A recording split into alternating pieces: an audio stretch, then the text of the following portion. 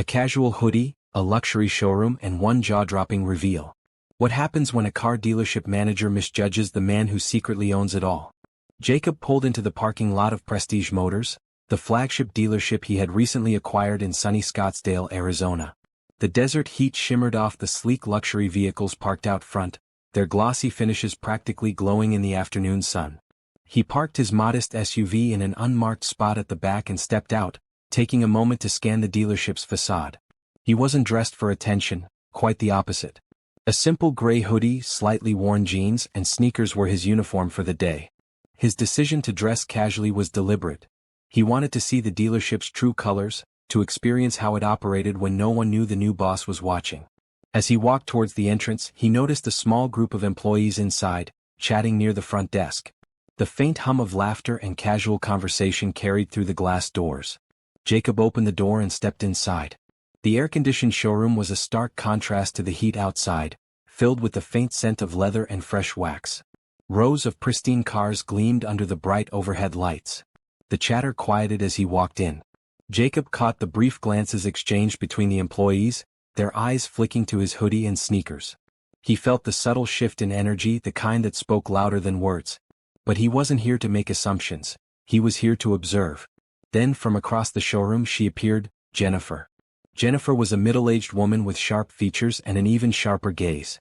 Her tailored blazer and polished heels spoke of authority, and the clipboard tucked under her arm added an air of efficiency. She approached with purpose, her heels clicking against the polished floor. Her expression was polite at first glance, but there was a tightness in her smile that didn't escape Jacob's notice. "Excuse me," Jennifer began, her voice cool and clipped. "Can I help you with something?" Jacob smiled, his demeanor calm. "Just here to look around," he said casually, gesturing towards the cars. Jennifer's eyes narrowed, scanning him from head to toe. Her polite mask slipped ever so slightly, replaced by something less welcoming. "Are you shopping for a car?" she asked, her tone carrying an edge of doubt. Jacob nodded, still smiling. "Something like that." Jennifer's lips pursed. "Well, we cater to a very specific clientele here. Most of our inventory requires pre-qualification. Perhaps I could recommend." Before she could finish, another employee called out, "Hey Jennifer, the delivery guy is here." Her attention wavered for a moment, but her gaze snapped back to Jacob as though ensuring he wouldn't wander too far. Jacob raised an eyebrow but kept his tone light. "You're assuming I'm not qualified?" The question seemed to catch her off guard, but only briefly. She recovered quickly, her posture stiffening. "I'm just trying to save you some time," she replied with a forced smile. "These vehicles start at 6 figures. Maybe I can direct you to." Jacob's expression didn't waver, but internally he noted her choice of words. His calm composure was unshaken, but the subtle sting of her assumptions was undeniable. The moment lingered, tension hanging in the air as Jennifer stared at him expectantly. Jacob glanced around the showroom, pretending to admire one of the nearby cars. It was a sleek silver coupe with an aggressive design. His fingers brushed the door handle and he glanced back at Jennifer. "Nice car," he said simply. Her brows furrowed slightly, but she forced another smile. "It is. Perhaps when you're ready to make a serious inquiry, we can set up an appointment. For now, I'll have to ask you not to touch the vehicles." Jacob stood there for a moment, considering her words before stepping back from the car. He nodded once, hands in his pockets, and gestured for her to continue. "All right, let's hear it. What would you recommend for someone like me?" Jennifer blinked, surprised by the directness of his question. But before she could respond, Jacob added, "If you think you know what I need, I'm all ears." Her polite facade cracked just enough to reveal the impatience underneath. "Maybe something a little more budget-friendly. I can give you directions to a dealership that specializes in pre-owned vehicles," Jennifer offered, her voice tinged with a subtle condescension. Jacob smiled faintly, but it didn't reach his eyes. He'd seen enough. "That's quite the assumption," he said softly. The statement hung in the air, and for a brief moment, Jennifer faltered. Then, regaining her composure, she straightened her shoulders. "I'll be back with a list of options," she said, walking away briskly. Jacob watched her go, his expression unreadable. He turned back to the silver coupe, his reflection staring back at him in the glossy finish. This was going to be an interesting day. Jacob stood in the center of the showroom, hands in his pockets, his gaze drifting over the lineup of cars. He wasn't one to jump to conclusions, but Jennifer's dismissive attitude was hard to ignore. Around him, the staff had resumed their conversations, though he caught the occasional glance in his direction. It was the kind of scrutiny he'd become accustomed to over the years, the silent judgment, the coded looks. Jennifer returned a moment later, her clipboard clutched tightly as though it were a shield. Her brisk stride and forced smile betrayed her annoyance. "All right," she said, stopping a few feet away from him. "I've compiled a few options that might be more suitable for your situation." Jacob tilted his head slightly. "My situation?" "Yes," Jennifer replied, her tone clipped. She handed him a printout of pre-owned vehicles, each with detailed descriptions and price tags well below the dealership's typical offerings. "These are more accessible models, reliable, economical, and, well, practical." Jacob took the list without a word, his eyes scanning the page. A used sedan, an older SUV, a compact hybrid. His lips twitched in faint amusement, but he quickly hid it, folding the paper and tucking it into his pocket. "Appreciate the effort," he said, his tone even. Jennifer seemed momentarily disarmed by his response, but she quickly recovered, her hands resting on her hips. "Listen," she said, her voice dropping as if she were about to share a secret.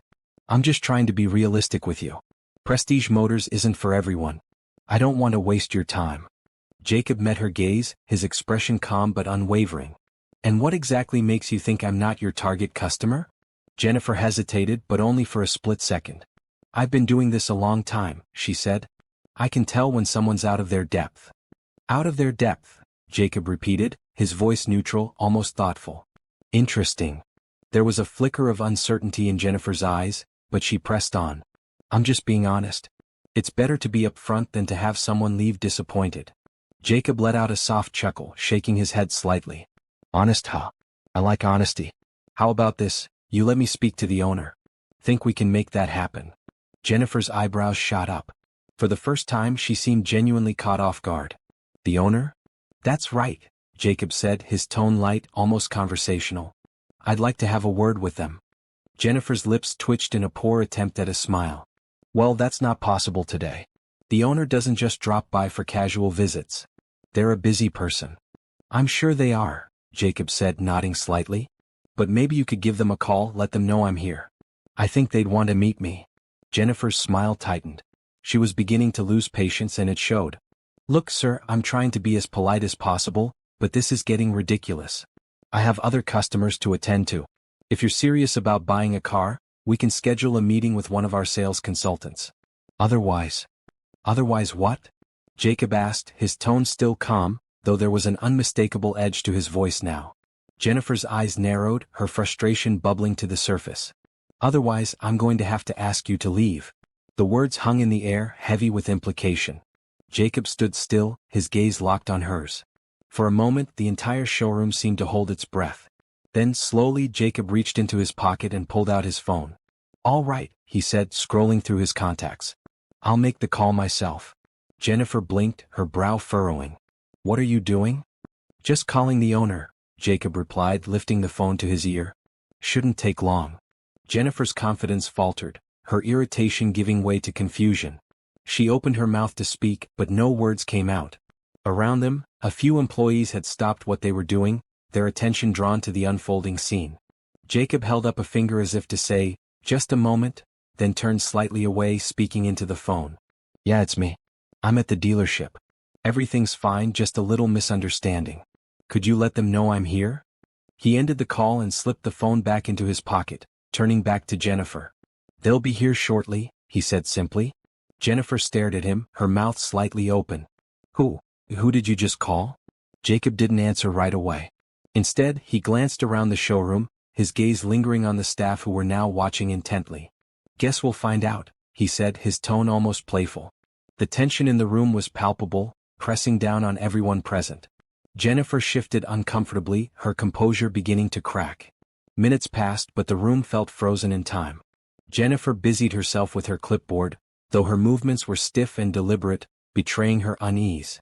Jacob, on the other hand, stood casually by one of the luxury SUVs, his calm demeanor only adding to the tension. The few employees scattered around the showroom whispered to one another, stealing glances at the unfolding scene. It was clear everyone was waiting for something, or someone. The sound of the main doors opening broke the silence. A sharply dressed man in a navy suit stepped inside, his polished shoes clicking softly against the tile floor. His expression was serious but warm, and his eyes immediately found Jacob. "Mr. Carter," the man said with a wide smile, extending his hand as he approached. "So good to see you." Jacob returned the handshake with a firm grip, a small smile tugging at the corners of his lips. "Thanks for coming, Alex. Appreciate it." The room collectively stiffened.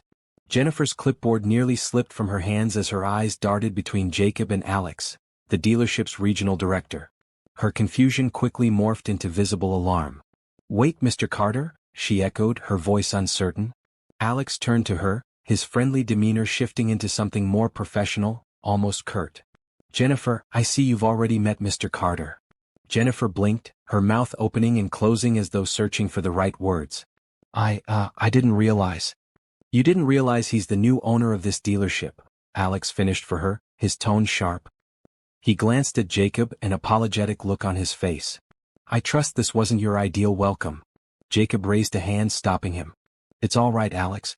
I think Jennifer and I just got off on the wrong foot." His voice was calm, but there was a weight to his words that made the entire room hang on to them. Jennifer's face turned ashen and she took a step back, her clipboard clutched to her chest like a lifeline. "I am so sorry," she stammered, her voice barely above a whisper. "I didn't know." "You didn't know what?" Jacob asked, his tone still gentle but firm. "That I could own a place like this? That someone like me might actually belong here?" Her eyes widened, and for a moment she seemed utterly lost. "I didn't mean." Jacob held up a hand, cutting her off. "It's fine, Jennifer, really?" He took a step closer, his voice dropping just enough to make everyone lean in. "But let me ask you something. If I hadn't been the owner, would you have treated me any differently? Would you have given me the same respect you'd give someone who walked in here wearing a suit and tie?" Jennifer opened her mouth, but no words came out. The silence was deafening. Jacob nodded as though her silence was answer enough. He turned to Alex, his voice carrying a new authority. "Let's gather everyone in the conference room. I think it's time we had a little chat about how things are run around here." The employees filed into the sleek conference room, the air thick with tension. The room, designed to impress, was all glass walls and modern furnishings, but today it felt stifling. Jennifer sat near the back, her usual confident demeanor replaced with a nervous stillness. Jacob stood at the head of the table, calm and collected, his presence commanding the attention of everyone in the room. Alex remained near the door, arms crossed, his expression unreadable as he watched the staff take their seats.